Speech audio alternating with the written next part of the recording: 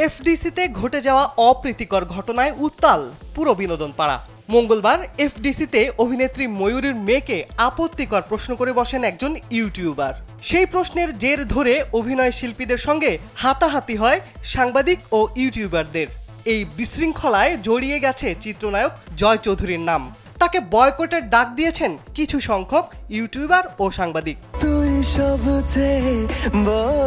কিন্তু জয়কে দোষারোপ করার বিষয়টি মানতে পারছেন না অন্য তারকারা। অতীতে জয়ের চারিত্রিক কোমলতার উদাহরণ টেনে অনেকেই বলছেন এই চিত্রনায়ক ষড়যন্ত্রের শিকার। একই কথা বলেছেন জয়ের স্ত্রী রোমানা ইসলাম নীর। সামাজিক যোগাযোগ মাধ্যম ফেসবুকে এক স্ট্যাটাসে নিজের স্বামীর পক্ষে বেশ কিছু কথা লিখেছেন তিনি।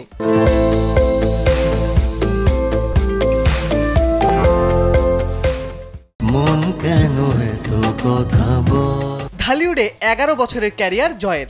এই দীর্ঘ সময়ে কারো সঙ্গে কোনোদিন বেয়াদবি করেননি তিনি, এমনটাই দাবি করেছেন এই সুদর্শন হিরোর জীবনসঙ্গিনী। বিএফডিসির ঝাড়ুদারের সঙ্গেও হাসি মুখে কথা বলেন জয়।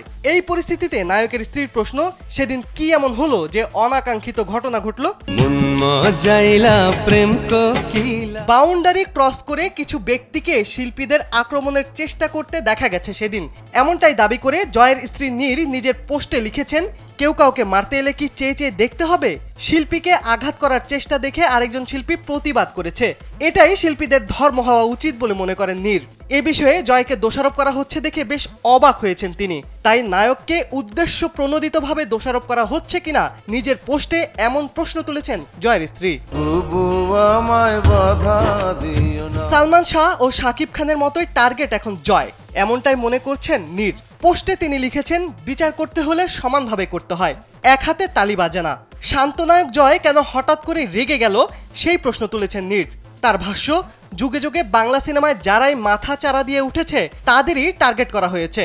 সালমান শাহ, মান্না, শাকিব, জায়েদ খানের পর এখন টার্গেট করা হচ্ছে জয় চৌধুরীকে।